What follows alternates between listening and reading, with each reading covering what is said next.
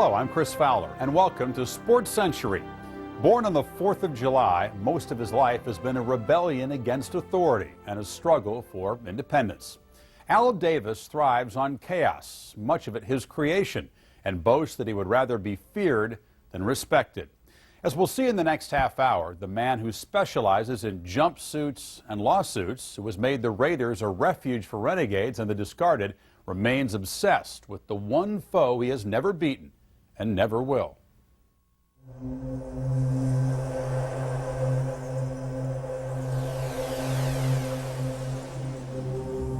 He has the ability to control a lot of situations, but he doesn't have the ability to control life or death. It really, really hurts him when somebody he's friendly with or somebody that he knows has a physical problem. I lay there for 5 months, and I couldn't do this, I couldn't blink an eye, I couldn't utter a sound. He used to come up about 9 o'clock all by himself, and he would stand by my bedside, and Al Davis would say, "Del, you're not gonna die." He said, "You are a Raider, and Raiders don't die."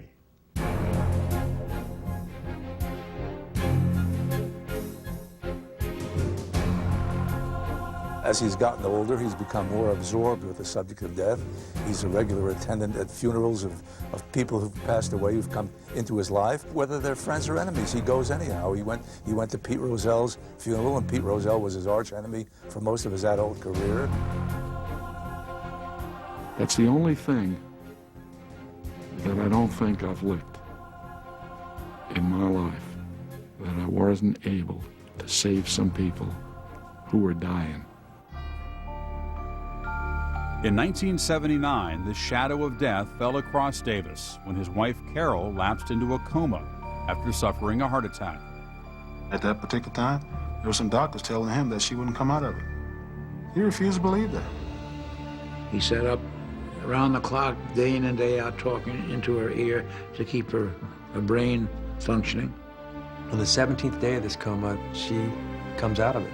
A woman that was supposed to die or at the very most be a vegetable gained 97% of her faculties back in the course of that year, largely just through Al Davis's will. He believes that there's a way to beat death. I mean, he's actually had these conversations.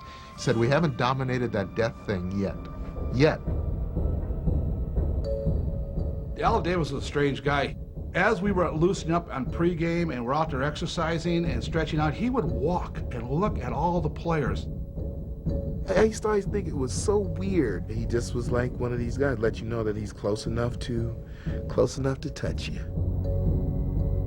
The stuff he used to wear, I mean, it was kind of Elvis Presley type, Liberace kind of stuff, you know, and we'd say stuff to him about that and never seemed to bother him. You have this man who has very few close associations in the football world, almost a maniacal attitude with respect to privacy. Al Davis thinks everybody's out to get him. He's paranoid about it. He's an us against them kind of guy. You go out to the Raiders training camp and they're very high fences with green wind screens. They've got guards posted so that if anybody's trying to look over the screen, they're going to get shooed away. I think he loves the image of being sort of a gangster type of guy. Dangerous, unpredictable, yet brilliant. He's a smart, fiendish kind of man. His one great hero in life is Adolf Hitler. That gives you some perspective on him. In 1939, when Davis was 10, Hitler's Blitzkrieg struck like lightning into the heart of Eastern Europe. More than 40 years later, in an interview with writer Gary Smith, the Raiders' owner recalled an impressionable boy's obsession with the Nazi Army's tactical brilliance, despite the dark implications to his own heritage. You got this Jewish kid who's part of a culture who's being wiped out systematically by Hitler, but yet Al was fascinated by what Hitler was doing, and just the boldness and the brazenness of Hitler's reach for power was something that hit Al Davis on a real gut level. the specter of a Jewish kid admiring Hitler, you have to ask yourself, is Al Davis completely sane to even contemplate something like that? When he says something really outrageous, as he did in that Gary Smith article and saying he admired Hitler, the people that love him just laugh and say, well, that's Al, you know. And the other side say the same thing. That's Al, you know, he's an evil person.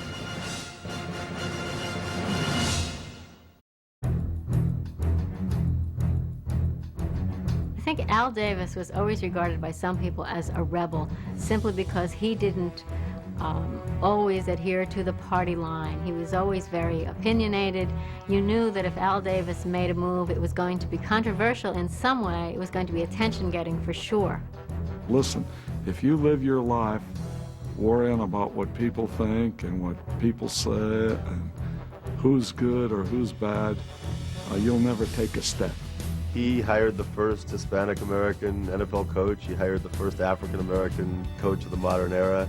And the person who we all believe will succeed him when he's gone is a woman. He's about opportunity. And he gave opportunity to me as a 32-year-old head coach. He's one that is open to anything.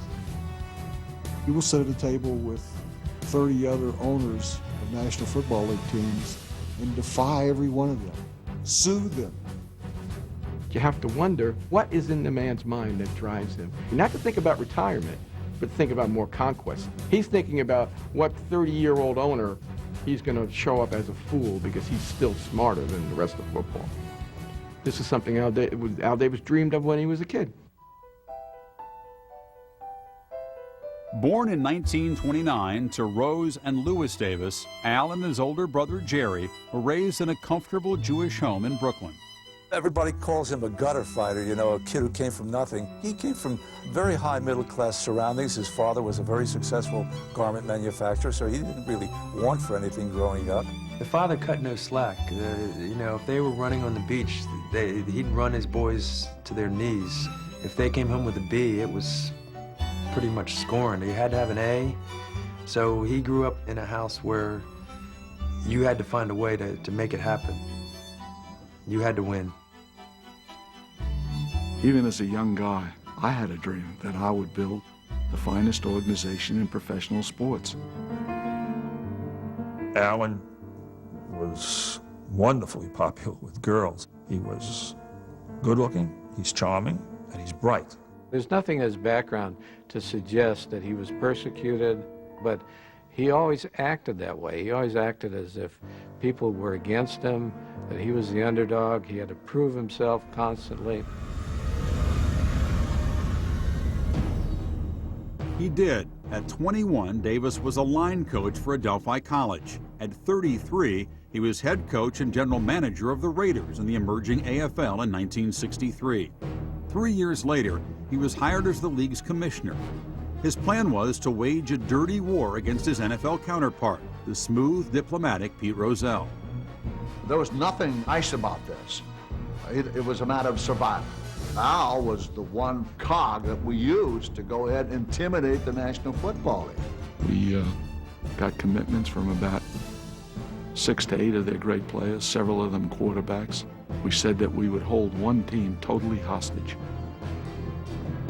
What Davis didn't know was that the secret peace talks between the leagues had been underway even before he started his talent raids. In June of 1966, the war ended. I had to go over and tell Al that there was a merger and that the commissioner of the combined leagues would be Pete Rozelle. And he got no support from his own owners. I think he was very bitter about that. We won the war, and they know it. And the peacemakers made the peace, which was fine with me. Al Davis is a man who would have been king. He wanted to be the commissioner of all the footballs, not just the ones the AFL was kicking around. With his ambitions still burning, Davis returned to Oakland, this time as managing general partner. While he solidified his control by outmaneuvering one of his two partners and outliving the other, he occasionally skirmished with Rozelle. In 1980, 3 years after he cast the only vote against the commissioner's new contract, Davis committed an act of open rebellion.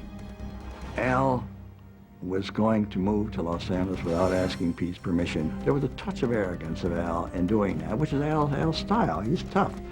And Rozelle resented the fact that Davis was shoving this down his throat, and he decided to fight it. We're fighting for a principle. We don't think the antitrust laws were intended to let a team just get up and move after 12 straight years of sellouts. The National Football League acted in bad faith with no polling, secret and sneaky lawsuits, just a number and a myriad of things that were totally unfair and totally restrictive. The league was unanimous in believing the Raiders should stay up in Oakland. Only a few clubs abstained on that. I think it was unfortunate that got as personal as it was, but that's the nature of court fights. Here you had a member of the league testifying and fighting his partners, and we'd never been associated with that type of a thing before. When someone within your ranks sues you, it just makes you look very inept and amateurish, and that's hurt the fraternity of NFL owners. The war began and it lasted several years, and the NFL lost, and the Raiders did move to Los Angeles. I don't really have that much respect for Pete Rozelle, especially when I thought his credibility was destroyed in this case. He drove my buddy Pete Rozelle out of the business, again with litigation and testifying against him. But Rozelle's exit in 1989 was not the end of Davis's private war against the system. He continued to be embroiled in several lawsuits with the NFL and the city of Oakland, where he returned after 13 seasons of disappointing profits in Los Angeles. Seeking billions of dollars in the courts, the Brooklyn boy became an island with all its bridges burned. His fellow owners despise him. At one point talked about trying to form a coalition to get him kicked out of the league. There may only be one way to do it, and that's Al Davis's way. Al seems to enjoy a fight. My personal opinion is that Al makes doing business more difficult. Al believes that if he is disruptive, that he can function in chaos better than someone else. He had no business pursuing that litigation with such vigor and such intensity to try to tear us down. I'm angry. And Art Modell gets angry at Al Davis, who loses the last friend he has in the NFL. I firmly believe that Al is at a stage where he likes that turmoil. There's been a lawsuit going on for, the last 25 years? Yeah, I think he likes that. I think he likes that confrontation. You know, if it isn't there, he's going to start it.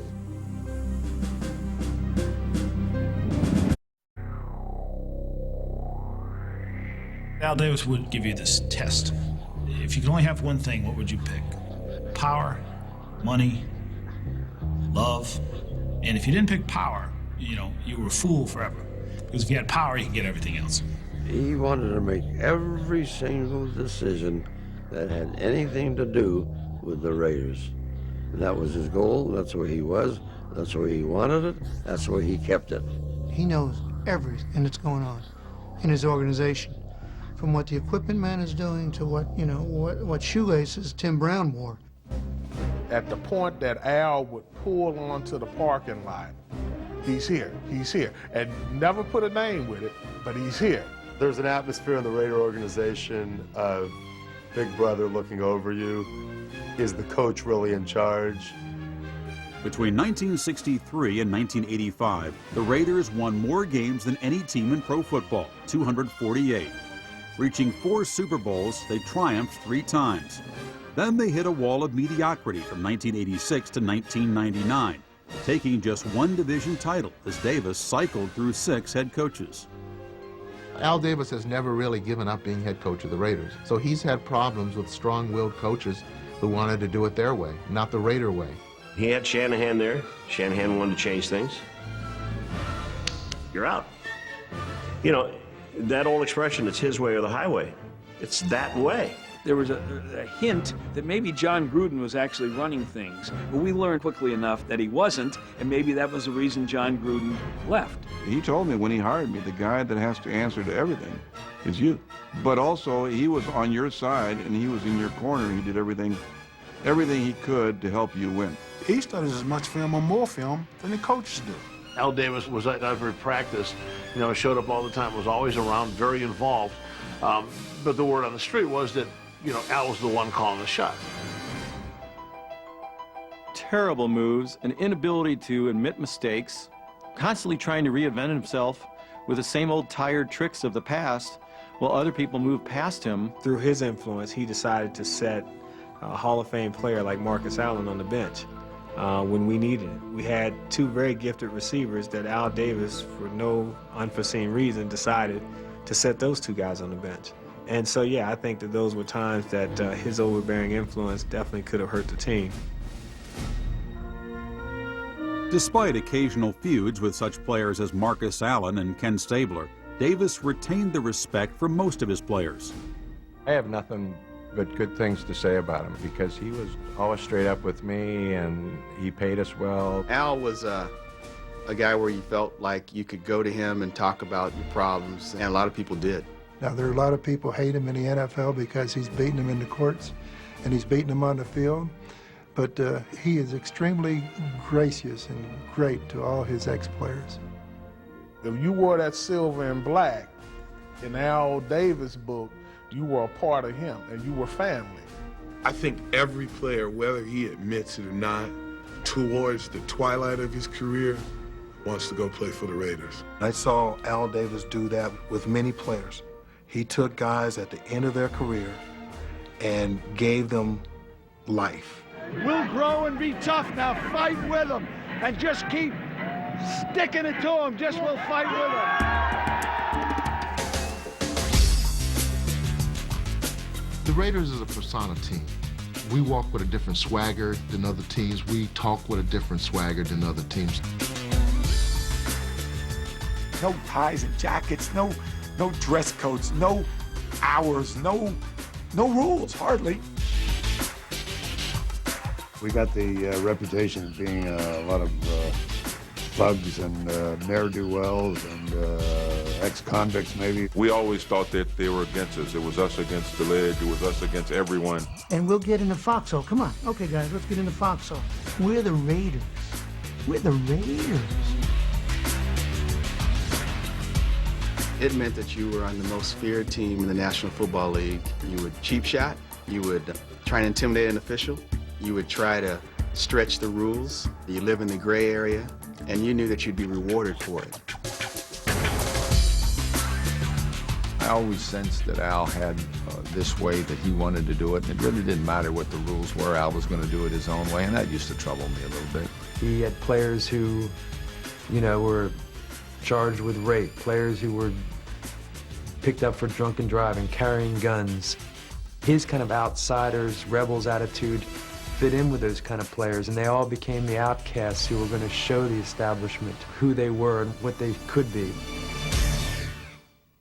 You want to give your family a better life, so Rent-A-Center makes it easy to get the things your family wants and needs.